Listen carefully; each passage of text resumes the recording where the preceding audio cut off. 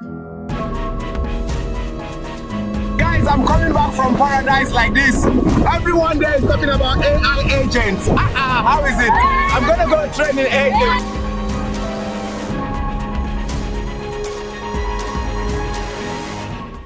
Non, l'intelligence artificielle ne va pas te remplacer. Mais quelqu'un qui la comprend et qui sait s'en servir, bien évidemment que oui. Si tu pensais que l'intelligence artificielle se résume juste à des outils comme ChatGPT, Claude, Gemini ou je ne sais quel autre outil, alors tu seras surpris à la fin de la vidéo. Que tu sois un chef d'entreprise, un salarié, un freelance ou un étudiant, reste bien jusqu'à la fin de la vidéo pour comprendre les bases, les enjeux et les réelles opportunités à saisir avec le domaine de l'intelligence artificielle et surtout pour comprendre pourquoi le domaine de l'intelligence artificielle va bouleverser toute ta vie professionnelle, que tu le veuilles ou non. Siafu's Lobby, by any means necessary. Salut à toi, moi c'est Martial de la team Siafou et aujourd'hui je te promets qu'à la fin de cette vidéo, tu auras compris tout ce qu'il faut concernant le domaine de l'intelligence artificielle. Alors, d'entrée de jeu, tu vas te dire, mais qu'est-ce qu'il me raconte? ChatGPT, Gemini, Claude, ce n'est pas l'intelligence artificielle. Je vais t'expliquer ce que c'est d'abord l'intelligence artificielle. En fait, l'intelligence artificielle est un domaine scientifique et technologique qui vise à concevoir des systèmes informatiques capables de reproduire les capacités cognitives humaines, et cela grâce à des algorithmes et des grandes quantités de données. Rassure-toi, je sais que tu n'as rien compris à ce que je viens de dire. Même moi, je l'aurais pas compris. En fait, quand tu dis que ChatGPT, c'est l'intelligence artificielle, c'est comme voir une voiture, donc une Peugeot passer et dire « Ah, je viens de voir l'industrie automobile passer ». Tu me suis? En fait, si on fait cette analogie, l'industrie automobile comprend plusieurs acteurs, on est d'accord? Donc, ceux qui s'occupent de la conception des moteurs, ceux qui s'occupent du design d'une voiture, d'un camion, peu importe, ceux qui s'occupent de la construction des voies, ceux qui s'occupent des lois et de la sécurité routière. Bref, il y a tout un écosystème. Quand on parle d'industrie automobile, c'est également le cas pour le domaine de l'intelligence artificielle. C'est donc un abus de langage lorsqu'on dit IA, donc pour intelligence artificielle, lorsqu'on parle d'un outil. C'est pareil, quand j'utilise ChatGPT, j'utilise un produit qui vient de tout cet écosystème de l'intelligence artificielle, mais ChatGPT ne résume pas l'intelligence artificielle. Donc dorénavant, quand tu parles des outils comme ChatGPT, utilise plutôt le terme outil IA au lieu de dire intelligence artificielle, ce qui est beaucoup plus approprié. Donc quand tu parles des outils d'IA, fais attention, ce n'est pas l'intelligence artificielle. Bon, maintenant que tu le sais, est-ce que tu savais déjà à quel moment l'intelligence artificielle a été évoquée pour la première fois? En fait, on parle d'intelligence artificielle depuis les années 1956. Je ne sais pas si tu te rends compte, mais ça fait presque 70 ans qu'on en parle. Donc, aujourd'hui, on est à une étape où ça a pris vraiment une autre envergure au vu de l'utilité que ça apporte aux différents utilisateurs. Mais le domaine en lui-même existe depuis longtemps. Ensuite, dans les années 60 et 70, il y a un peu plus d'optimisme. Du coup, les professionnels et les scientifiques du domaine commencent déjà à concevoir des systèmes qu'on appelle experts IA à ce moment-là pour imiter l'expertise humaine. Entre les années 70 et 90, c'est la traversée du désert pour le domaine de l'intelligence artificielle. Du coup, l'optimisme baisse, les progrès se tassent. Pourquoi? Parce que tous les ingrédients n'étaient pas encore disponibles pour être là où nous sommes aujourd'hui avec le domaine de l'intelligence artificielle. À ce moment-là, les ordinateurs n'étaient pas aussi puissants qu'aujourd'hui et il n'y avait pas autant de données disponibles comme nous en avons aujourd'hui. On parle de big data à ce moment-là. À partir des années 2010, là, les ingrédients commencent à être un peu plus disponibles. L'augmentation massive des données, donc big data, que nous générons, c'est-à-dire toi et moi, que ce soit sur les réseaux sociaux ou les autres outils web, permettent au domaine de l'intelligence artificielle de passer à un autre niveau. À partir de cette même année-là, l'intelligence artificielle va renaître grâce à un sous-domaine qui s'appelle le deep learning, soit apprentissage profond.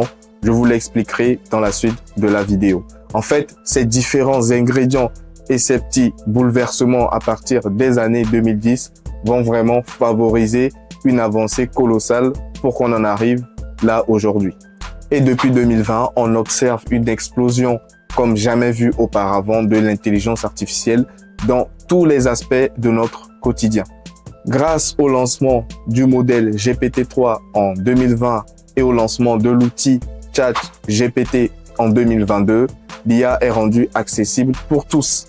Les entreprises intègrent l'IA un peu partout dans leur workflow et même les particuliers comme toi et moi utilisons l'intelligence artificielle pour gagner en productivité. Maintenant que tu sais ce qu'est l'intelligence artificielle et que tu sais également que les bases de ce domaine scientifique ont été jetées depuis 1956, on va aller un peu plus dans le détail pour que tu comprennes les bases qui te serviront à utiliser ces outils correctement.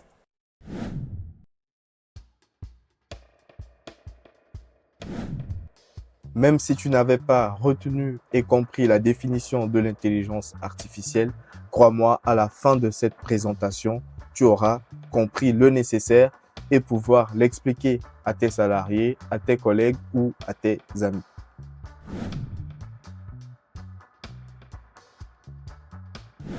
La première chose à retenir, c'est que l'intelligence artificielle est un domaine, ce n'est pas juste un outil d'IA comme ChatGPT. La deuxième chose est que le domaine de l'intelligence artificielle vise à concevoir des systèmes qui imitent en fait les capacités cognitives humaines.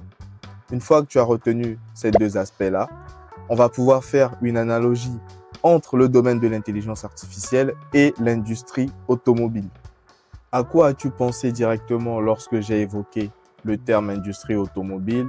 Forcément, les véhicules comme on l'a à l'écran. Tu n'as pas forcément pensé aux différents acteurs qui contribuent à la conception de ces véhicules parce qu'en fait, tu penses directement au produit fini, celui qui te sert dans ton quotidien. C'est pareil avec l'intelligence artificielle. On pense directement aux outils d'IA comme ChatGPT, Claude ou Gemini. On ne pense pas en fait aux sous-domaines cachés dans l'intelligence artificielle. Avant de parler des sous-domaines de l'intelligence artificielle, on est d'accord, toi et moi, c'est que si tu t'assois dans un véhicule qui ne contient pas de moteur, tu peux faire ce que tu veux, tu n'iras nulle part. Donc ça veut dire qu'en fait, il y a un domaine de l'industrie automobile qui se concentre sur la conception de moteurs puissants. C'est pour ça que tu peux aller vite, tu peux aller très loin avec ton véhicule. C'est parce qu'il y a des personnes ou des acteurs qui se concentrent dans la conception de ces moteurs-là. C'est pareil avec l'intelligence artificielle. En fait, il y a un sous-domaine caché qui est vraiment le cœur de l'intelligence artificielle, comme le moteur est le cœur d'un véhicule.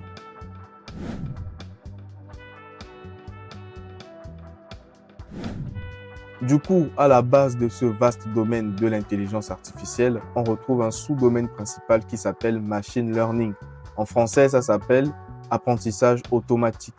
Pour éviter de te donner encore une définition trop théorique et trop complexe, retiens juste que grâce à l'apprentissage automatique, donc le machine learning, les professionnels ou les scientifiques de ce domaine-là apprennent aux ordinateurs à apprendre. C'est ça qui permet en fait au système de faire des prédictions ou des décisions sans être explicitement programmé. C'est tout. Si on revient à notre analogie de départ, on sait maintenant que dans un véhicule, on a un moteur thermique intelligent. Pourquoi j'ajoute intelligent? Parce que maintenant, on vient de parler de l'apprentissage automatique et je souhaite qu'on reste dans le parallèle entre l'industrie automobile et l'intelligence artificielle. Okay? Donc, sans le domaine qui consiste à concevoir ces moteurs-là, on n'aurait pas des véhicules aussi puissants. Maintenant, toi et moi, on est d'accord qu'il n'y a pas que des véhicules à essence. On a aujourd'hui des véhicules électriques. Donc, on est passé à des moteurs thermiques intelligents à des moteurs électriques haute performance. C'est-à-dire que là, on est en train de monter en technologie. On est à la pointe de la technologie parce que, bien évidemment, les véhicules électriques utilisent des technologies bien puissantes. Du coup, c'est pareil avec l'intelligence artificielle. Si tu te souviens, je t'avais dit que je te parlerai de deep learning. Donc, dans les années 2010, le deep learning a permis à l'intelligence artificielle de passer à un autre cap, donc d'aller beaucoup plus vite.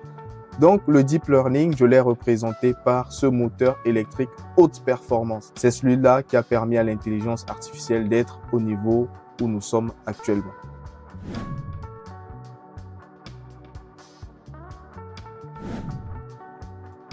Du coup, qu'est-ce que le deep learning? En fait, en français, ça veut dire apprentissage profond.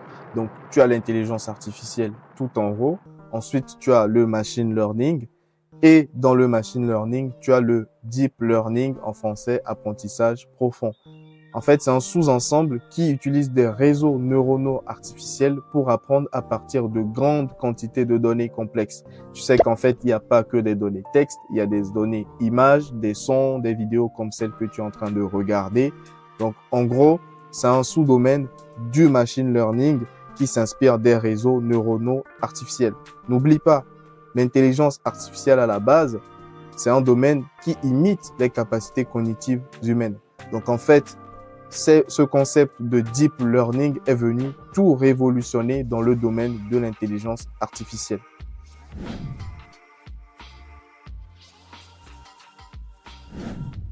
Maintenant que tu sais que dans l'intelligence artificielle, il y a le machine learning, apprentissage automatique, et deep learning, apprentissage profond, on se rapproche petit à petit de ce qui nous intéresse, c'est comprendre les outils comme ChatGPT. Donc, quelles sont les grandes entreprises technologiques aujourd'hui qu'on connaît? C'est Google, OpenAI, donc ceux qui nous proposent l'outil ChatGPT. Il y a Meta, anciennement Facebook, et il y a Microsoft. En fait, ces grandes entreprises tech se battent pour concevoir des moteurs hyper performants qu'on appelle des modèles d'IA. Donc, si on reste dans notre analogie, on a dit qu'en fait, le concept le plus important dans l'industrie automobile, en tout cas pour les véhicules, c'est le moteur, parce que c'est ça qui fait avancer les véhicules. Et donc, le machine learning et le deep learning ont permis en fait d'arriver à des moteurs hyper performants. Ok? Et ces moteurs-là, en fait, on les appelle modèles d'IA. Donc, en fait, quand tu prends un outil comme ChatGPT, sous le capot, c'est vraiment un modèle d'IA qui est caché. Et ChatGPT, ce n'est juste qu'un environnement qui est un peu plus intuitif et convivial, qui te permet, toi, de faire des requêtes, de demander des choses et recevoir des réponses.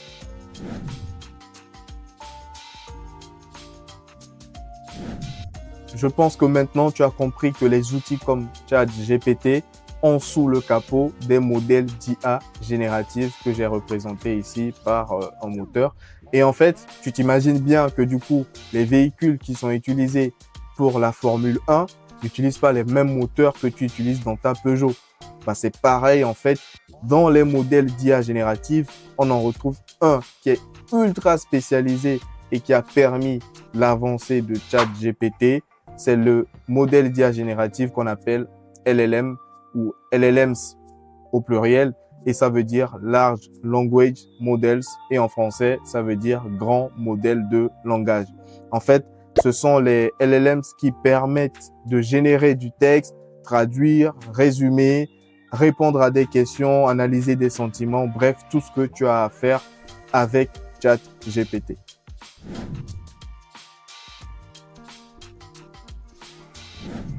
On est enfin arrivé au terme qui nous intéressait, donc les grands modèles de langage.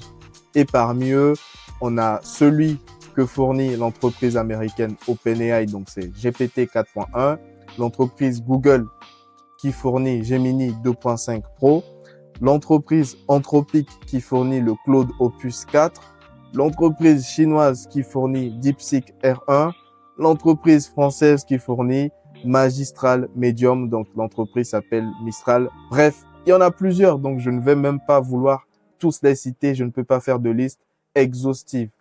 Du coup, en parlant de ça, tu t'imagines bien que dans 1 an, 2 ans, personne n'a envie de parler des moteurs. C'est comme si je suis en train de rouler dans ma voiture, je suis dans une Peugeot et je t'explique en fait ma Peugeot utilise telle version de moteur, etc.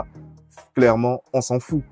Donc, c'est pareil, en fait, au fur et à mesure, ces entreprises se rendent compte que les utilisateurs finaux s'en foutent de savoir quel est le LLM utilisé derrière. Toi et moi, on veut juste pouvoir utiliser ChatGPT et gagner en productivité. Bah, c'est pareil, progressivement, les utilisateurs vont s'en foutre en fait de ces modèles-là parce que ce qui les intéresse, c'est le résultat final. C'est conduire, c'est pas de savoir quel est le moteur qui est utilisé, qui a construit ce moteur. Clairement, ça, c'est pour les amateurs, c'est pour les spécialistes.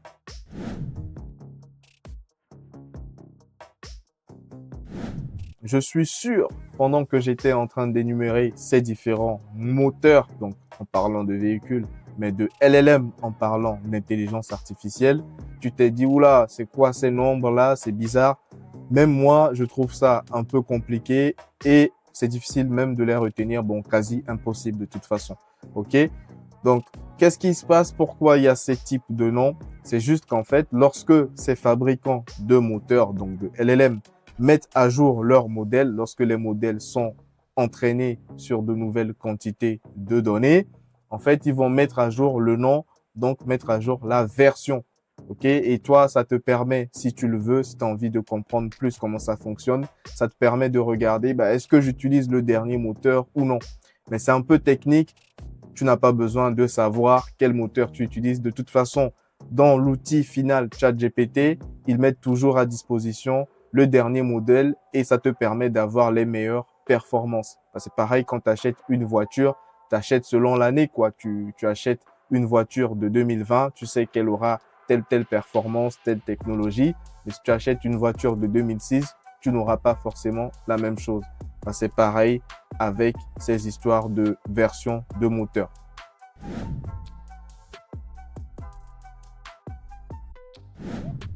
Il y a quelque chose d'important que je voulais que tu remarques donc à gauche, c'est la partie données.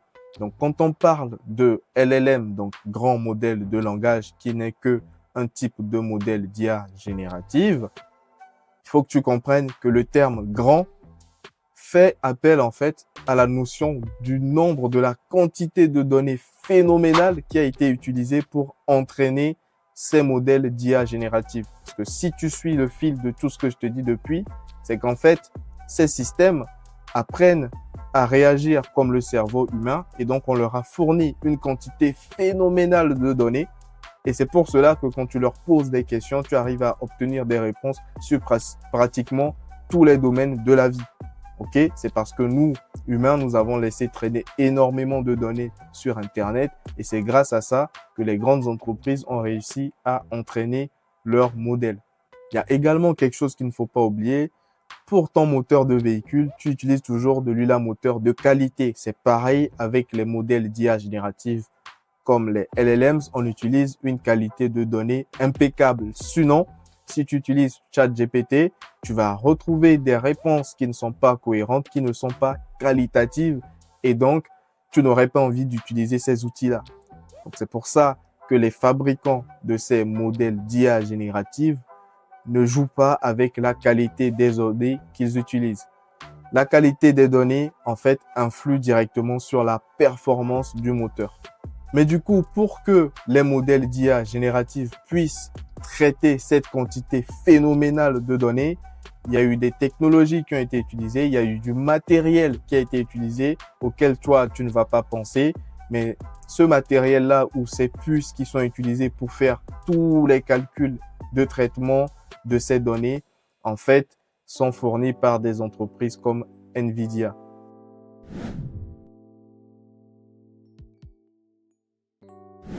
Alors, on continue notre chemin et maintenant, en dessous, ici, on a une voiture. Donc, ça veut dire que le moteur est en place, on a un produit fini, joli. Il y a déjà tout, la carrosserie, le design, tout est propre. Et donc, on se rapproche de l'outil du produit fini.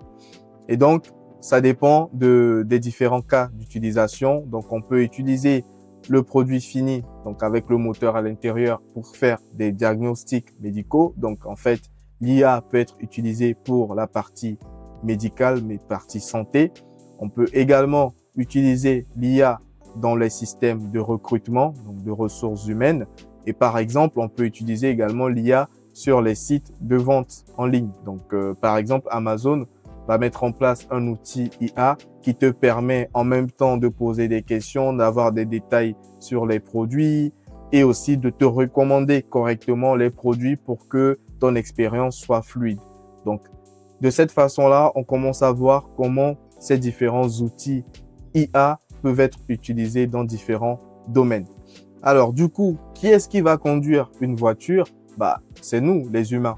Donc, en fait, tout ça est mis en place pour nous, les humains. Donc, le moteur est déjà mis en place. On a un produit fini. Le véhicule, il est beau, il est propre, il est performant. Mais au final, c'est pour qu'il nous serve. Donc, quand je dis qu'il nous serve, en tant qu'humain, c'est pour toi, pour moi, pour une entreprise. Mais de toute façon, une entreprise est constituée de personnes. Et donc, c'est pour les personnes qui travaillent dans cette entreprise qu'on achète ces véhicules-là. C'est pareil, l'intelligence artificielle est utilisée pour produire des outils comme ChatGPT, mais au final, qui utilise ChatGPT, c'est toi et moi. Et donc, c'est pour cela que j'ai mis, c'est l'utilisateur qui pilote l'IA.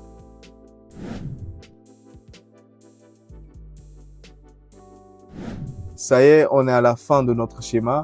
Donc, une personne qui est en train d'utiliser Mistral ou ChatGPT ou Claude ou Gemini ou DeepSeek, bref, il y en a plusieurs. C'est comme une personne qui conduit sa voiture. Ou alors, ça peut être une voiture autonome, mais quand même, il y a une personne dans cette voiture. Et le but de la voiture, c'est de conduire l'humain d'un point A à un point B. C'est pareil, ces outils d'IA nous permettent de réaliser des tâches, donc d'être encore plus productifs parce qu'ils sont dotés de capacités phénoménales.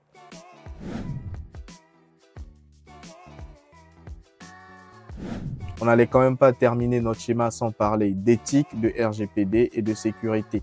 Donc, quand tu as une voiture, c'est toi qui es responsable de ce que tu en fais.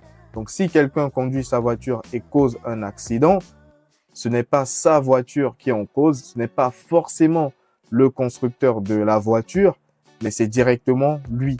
Donc, lorsque tu utilises un de ces outils, garde bien en tête que le but, ce n'est pas de faire des choses malveillantes. Si tu le fais, ça reste quand même toi la cause du problème. Alors, on va parler d'éthique IA, de RGPD, de sécurité, comme en fait on en parlerait au niveau de l'industrie automobile. Pour que les véhicules soient fiables, il y a des tests qui sont faits, il y a des régulations qui sont mises en place pour que le conducteur final ait un produit adapté à la conduite en public et qui ne cause pas des accidents tous les jours.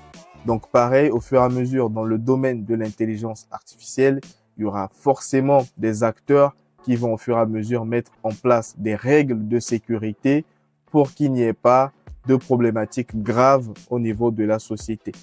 Également, il y a une notion de données qu'il ne faut pas oublier. Ces outils utilisent des données. Donc, il faudra que les acteurs mettent en place des règles de protection de ces données, au niveau des utilisateurs. Et comme ça, on aura un domaine qui va bien fonctionner dans sa globalité et ce sera toujours le conducteur de la voiture ou l'utilisateur de l'outil IA qui sera quand même responsable de ce qu'il en fait. Donc, il faudrait qu'il utilise ces outils de façon éthique.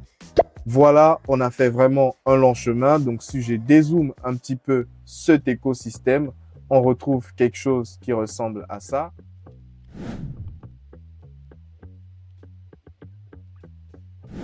Donc, si tu devais résumer ce que tu viens de voir, c'est quoi? C'est l'intelligence artificielle est un domaine entier. Dans ce domaine, je retrouve un sous-domaine qui s'appelle l'apprentissage automatique. Et dans ce sous-domaine, je retrouve un autre en dessous qui s'appelle Deep Learning.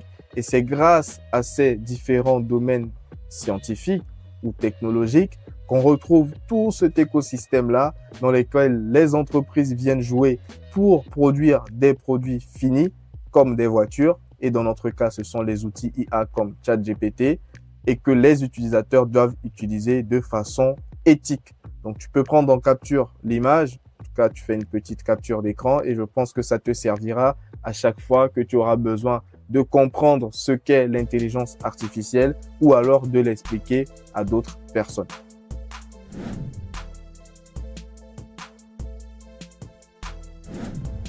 Bien évidemment, si tu regardes cette vidéo, c'est pour trouver également des opportunités pour te faire de l'argent grâce à l'intelligence artificielle. Alors, je vais te présenter les opportunités concrètes à saisir avec l'IA. Pour un entrepreneur, l'intelligence artificielle peut permettre de booster les ventes et gagner encore plus d'argent. Mais avant ça, si tu es un entrepreneur en Afrique de l'Ouest et que tu as besoin d'aide pour définir ta stratégie marketing et également l'appliquer correctement pour booster tes ventes, pense à DigiKnowam. DigiKnowam est spécialisé depuis plusieurs années dans le marketing digital en Afrique de l'Ouest et propose des accompagnements à des entreprises, mais également des particuliers, que ce soit pour définir une stratégie marketing digital, faire du référencement naturel, du référencement payant, mais aussi pour mettre en place des outils IA sur votre site web pour augmenter vos ventes. Donc, vous avez des formules attractives et vous avez du support toujours qui est dédié afin de vous accompagner de A à Z. Alors, si tu es un entrepreneur, je pense que tu as compris que nous sommes à l'aube d'une nouvelle ère technologique. Donc, tout est possible actuellement. C'est à toi d'analyser les marchés que tu connais le mieux, les métiers que tu connais le mieux et d'y appliquer les outils IA. Donc, bien évidemment, ça va être majoritairement dans des contextes technologiques ou digitaux. Donc, ce sera à toi de voir comment tu pourrais les exploiter pour te faire de l'argent. Mais je te donne quand même des exemples pour que tu imagines un peu ce qu'il est possible de faire.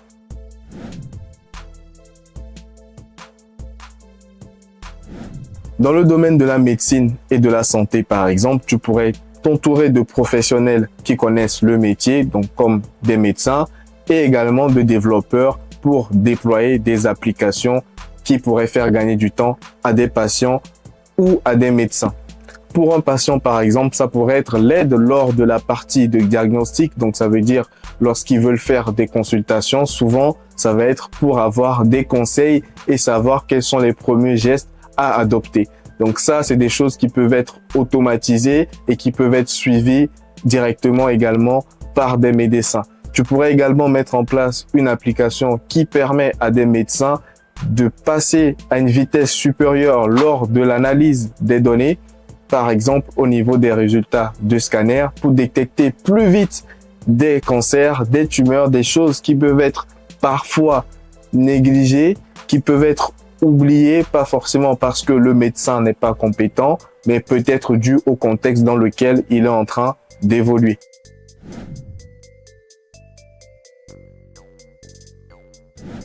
Dans le domaine des ressources humaines, tu pourrais t'entourer de quelques spécialistes du secteur, comme des anciens recruteurs ou des personnes qui travaillent tout le temps dans les ressources humaines, pour mettre en place des systèmes qui permettent de booster encore plus les ATS. Les ATS, c'est des systèmes qui permettent de trier les CV et de recommander les meilleurs aux recruteurs.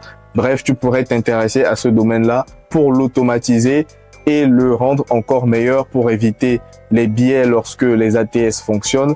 Bref, juste automatiser le domaine et faire gagner du temps et de l'argent à des entreprises, et également mettre en place un système qui pourrait par exemple aider plutôt les candidats à mettre en avant leurs compétences d'une autre façon en utilisant l'intelligence artificielle.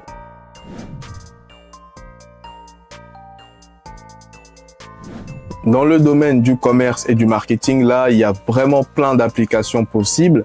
Mais tu pourrais, par exemple, aider des entreprises à mettre en place des chatbots sur leur site web, si tu en as les capacités ou l'expertise, pour les aider à booster leurs ventes. Parce que aujourd'hui, les chatbots ne pourront plus être juste les chatbots qu'on connaît aujourd'hui, qui n'apportent pas vraiment de valeur ajoutée.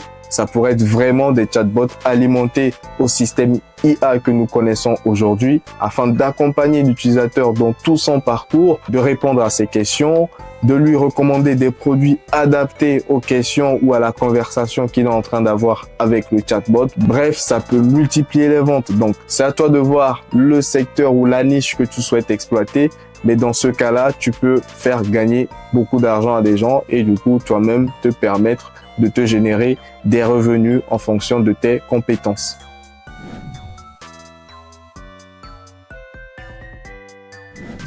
Dans le domaine de l'éducation également, il y a un large champ des possibles.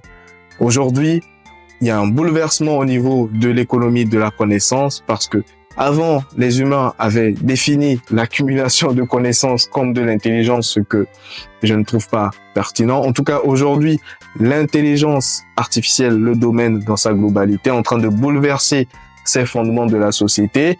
Et donc, peut-être qu'il faut repenser le système d'éducation ou alors booster les étudiants, les élèves ou les apprenants dans leur façon d'apprendre et de gagner de l'expertise dans des domaines. Tu peux également plutôt anticiper les choses en donnant des formations à l'utilisation des outils IA, en proposant par exemple des cours de prompt engineering ou expliquant correctement comment utiliser l'intelligence artificielle dans plein de domaines, que ce soit pour des professionnels, des salariés, des freelances ou même aux entreprises elles-mêmes. Donc, il y a également un autre champ des possibles grâce à l'intelligence artificielle dans le domaine de la connaissance, donc de l'éducation. Si tu es un individu, donc un étudiant, un salarié, un freelance, bref, quelqu'un comme moi, tu peux utiliser l'intelligence artificielle, donc les outils IA, ok, pour booster ta productivité. Si tu te familiarises juste avec ChatGPT, tu pourrais éviter de perdre du temps comme auparavant lorsque tu faisais de la recherche. Donc, tu allais sur Google, tu tapais des mots-clés, perdais du temps à trouver un site web plutôt pertinent. Aujourd'hui, en utilisant juste ChatGPT, parfois, tu auras des questions et tu auras des réponses directes et tu gagneras énormément de temps. Ça change tout dans la vie. Donc, il suffit juste de changer ses méthodes de fonctionnement, apprendre à utiliser l'IA, l'intégrer dans son quotidien et ça peut déjà augmenter notre productivité.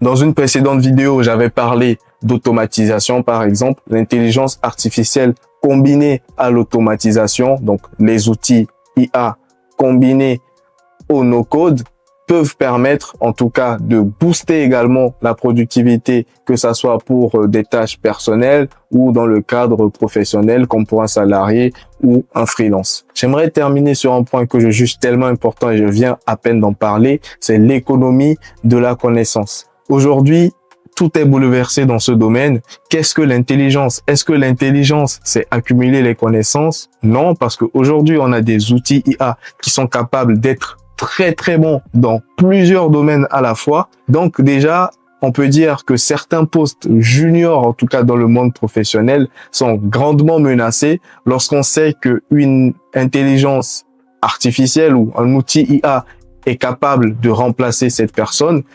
Pour les entrepreneurs ou les chefs d'entreprise, ce n'est plus intéressant d'investir dans des personnes qui vont faire des tâches répétitives. Aussi, la façon d'apprendre elle-même a changé. Donc, est-ce que acquérir des diplômes comme on le faisait avant reste pertinent? Ça, c'est aux professionnels, au gouvernement d'en décider. Moi, je pense qu'il y a tout à refaire.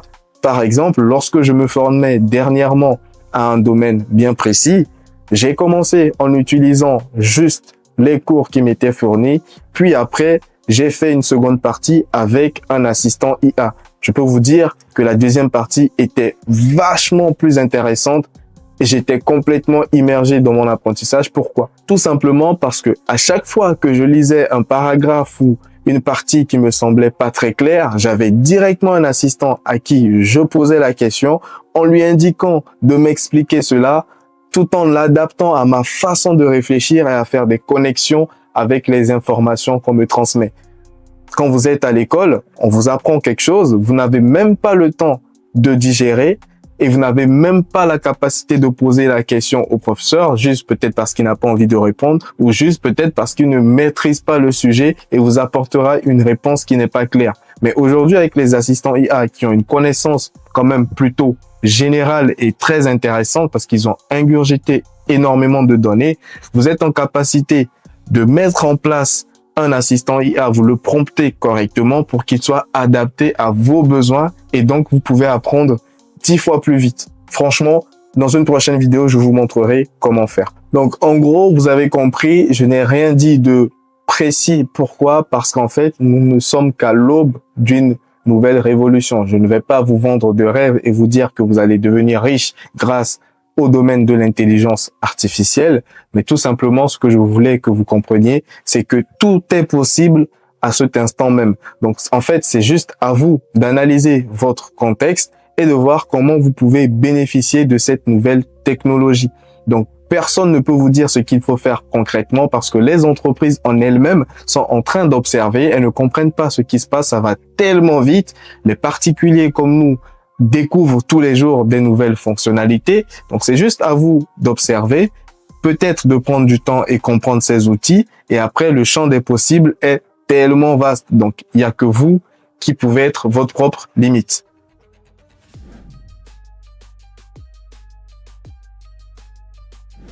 Donc, pour conclure, je peux juste dire, formez-vous tout simplement à la compréhension de ce domaine de l'intelligence artificielle parce qu'il est extrêmement complexe. Et avant de faire cette vidéo, j'ai dû lire énormément et suivre des formations pour juste comprendre la base théorique de ce domaine-là. Donc, vous imaginez bien que vu qu'il y a plusieurs composants de ce domaine, il y a énormément de concepts techniques. Donc, c'est à vous de voir. Peut-être qu'en vous formant, vous allez découvrir des domaines sur lesquels vous pouvez approfondir et gagner plus d'argent, ou peut-être découvrir de nouvelles possibilités à adapter à votre contexte, à vos réalités dans votre environnement.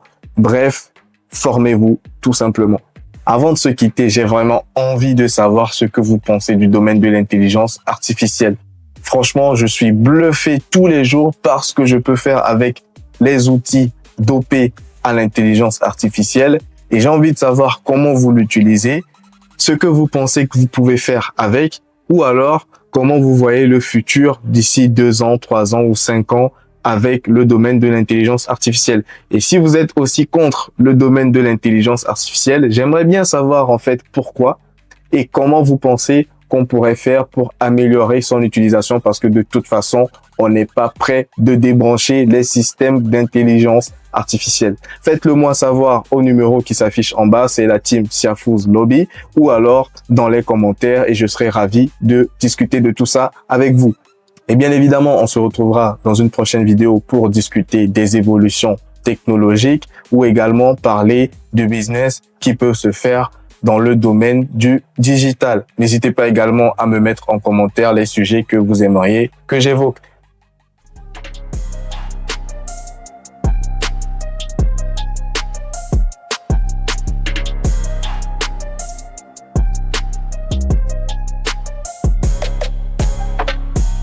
Siafouz Lobby.